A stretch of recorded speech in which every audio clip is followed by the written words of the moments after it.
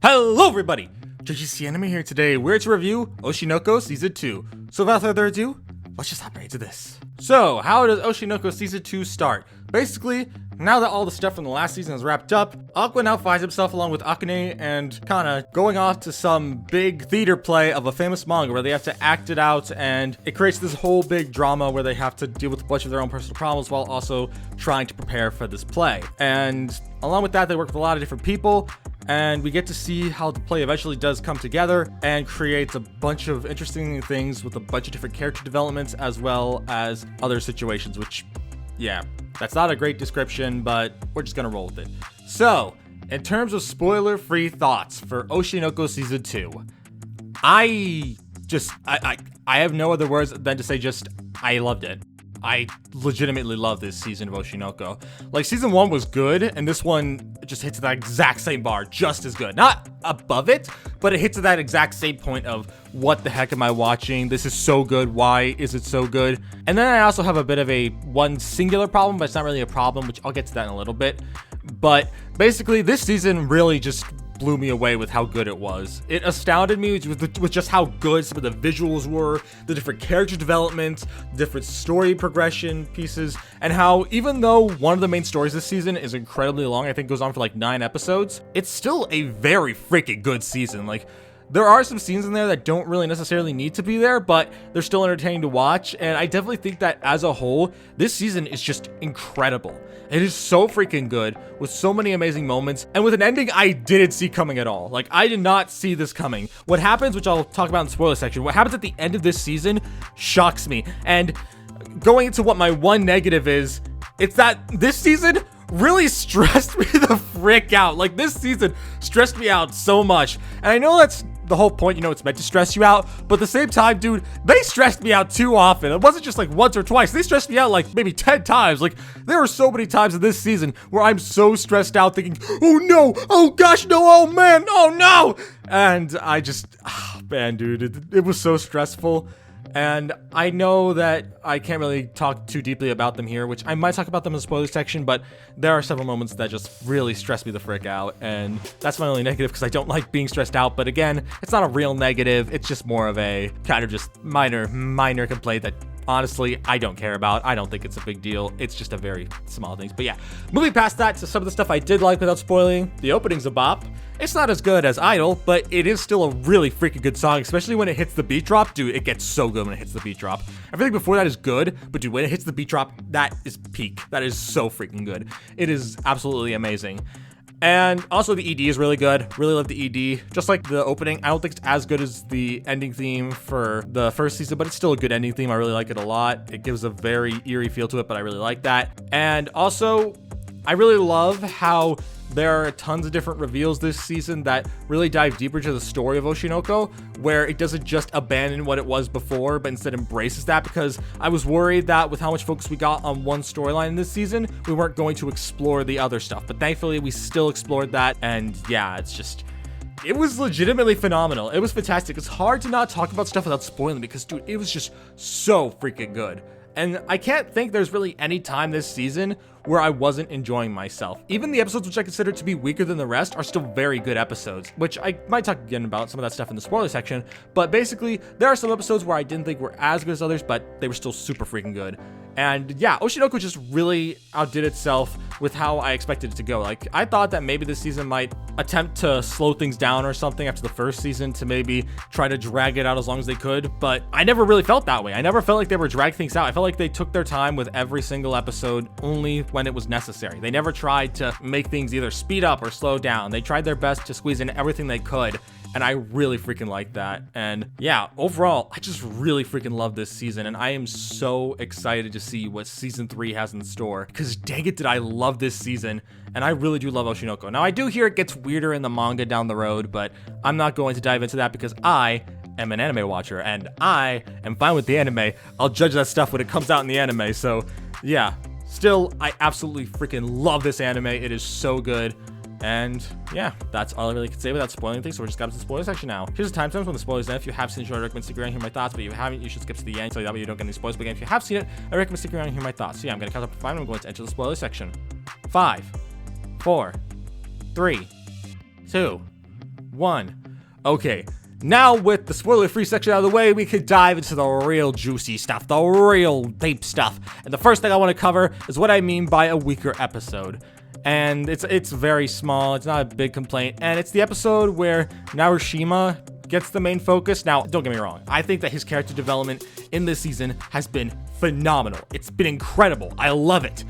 But the episode where he is the star, there were times where I felt like it might have gone on for a bit longer than I had thought it would. And then you have the really cool animated sequence of him kind of like rebirthing himself into somebody new, which was really cool visually, but in terms of a timing standpoint, I felt it went on for a bit longer than it needed to, but it was still cool visually, so I'll give the credit where credit is due. It still visually looked amazing.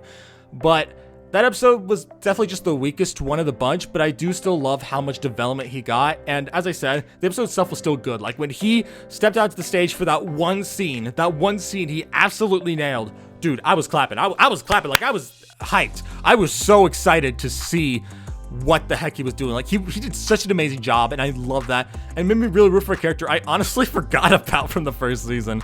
It wasn't until they reminded me and I was like, oh yeah, it's that guy. But dude, they really nailed kind of redeeming his character after everything that happened in the first season. And I'm really glad that he started focusing more on acting and taking it a lot more seriously after us kind of going over his backstory and him realizing that in life, he's just kind of had stuff handed to him on a silver platter, but now he's actually having to work for stuff. And it's really good. I really like that about his character. But he's not the only one who gets some great development this season. Another has to go to Kana, who ends up having to use the help of Akane and Aqua in order to get her to shine in the spotlight, because she's gotten so used to taking a supporting role for stuff because she always sees herself as inferior to Akane. So she has to learn to step back out into the spotlight in order to shine, because she wants people to look at her. She wants the attention. She wants everyone to stare at her and be like, wow, look at her. But she wasn't able to do that because she always played a supporting role. It was only thanks to both Akane and Aqua for her to actually have that push in order to actually do it. It was so good. I loved her character development. But definitely the top two for me that really stood out this season have to go to Aqua and Akane, because dude, this season loves Akane. Like, I don't think I've ever liked Akane as much as I did this season. Like, I remember in my last review, I said that Kana was my favorite character.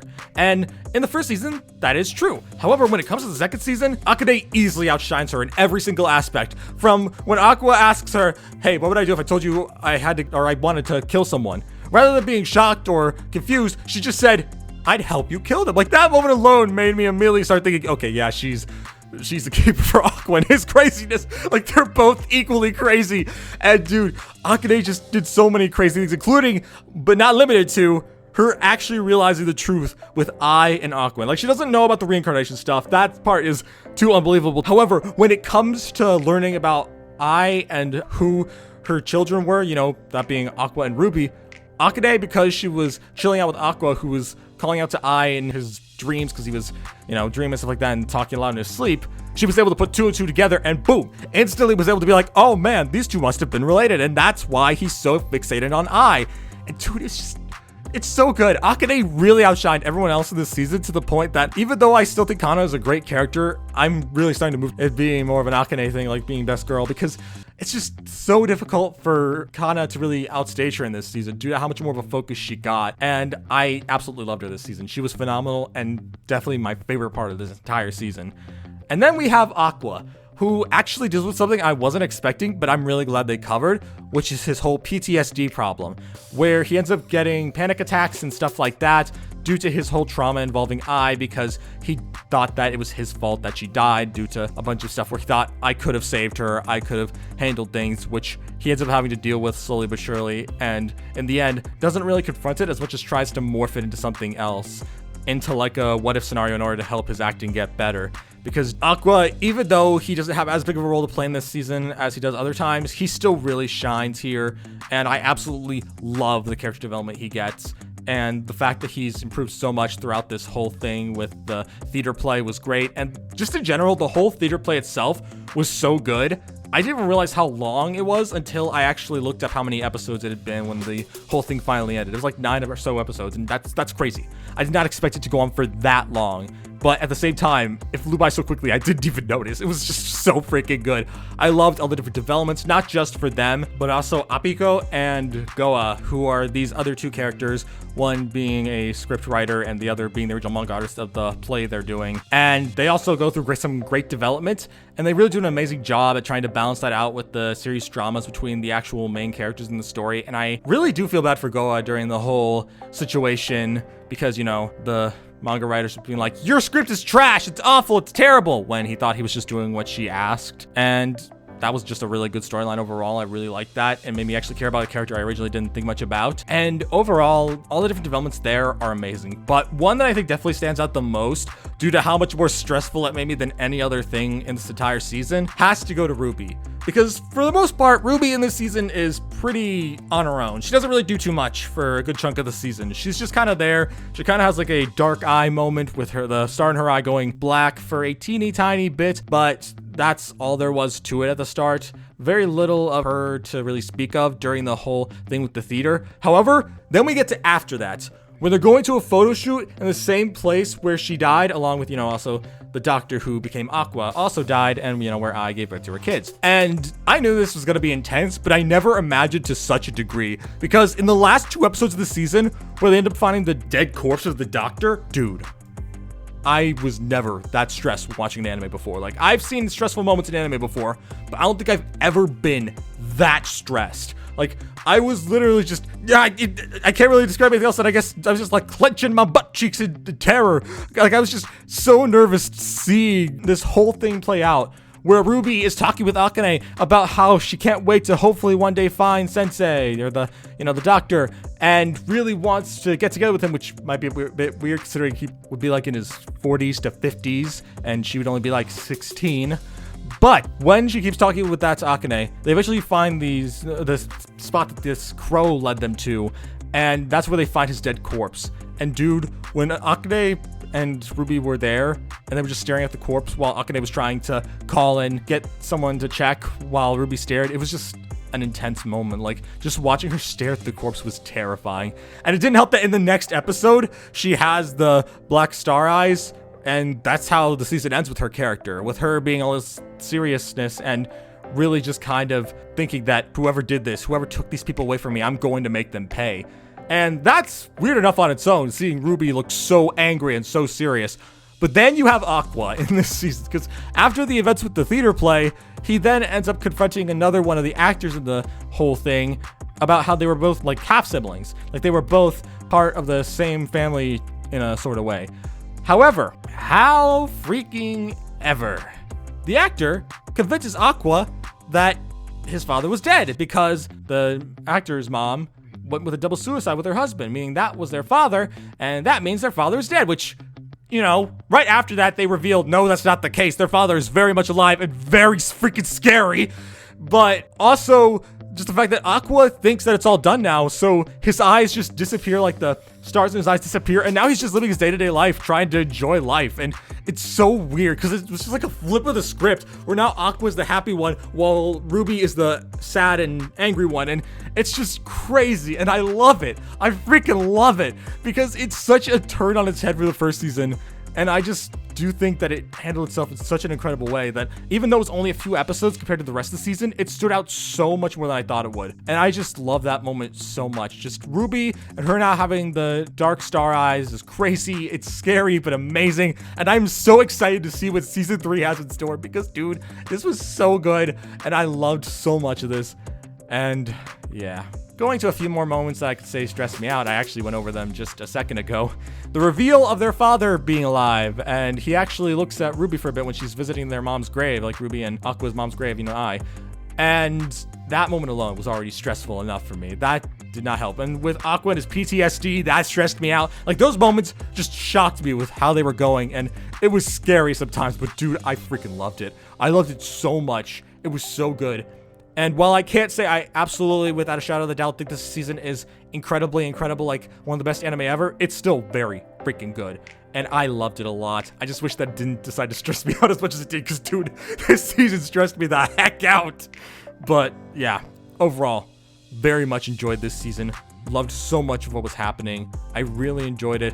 Even the stage play, which I thought would get boring once we actually got to the stage play, never got dull. I really loved the different connections the characters made and just how deep things got, especially with how it kind of ends with Aqua and Akane officially getting together, I think, maybe, potentially, from the fact that he kissed her and they'd already broken up at that point, so maybe that means he is actually serious about her now. I don't know. But I'm curious to see where that leads as well. I'm very excited to see what other stuff we have in store, and yeah, overall, I'm very excited to see where things go from here, and I absolutely love this season, and yeah. That's all I have to say on that. So we're at the conclusion of this video. One of my final thoughts. Overall, I love Season 2 of Oshinoko. It is just as good as Season 1. It really brings a lot more to the table than I had expected it to, and it just stood out a lot more than I thought it would, and overall, I loved it. I think it was really good, and while I wish it didn't stress me out as much, it was still a very good season, and that's why I give Oshinoko Season 2 a 9 out of 10. I'm excited to see what Season 3 brings, and I'm curious to see what other events will occur in later content. And yeah, that's all I have to say on that, and thank you all for watching. If you're new to the JGC Anime channel, don't forget to subscribe. I also be anime fans to the channel, and I will see you all around. Peace!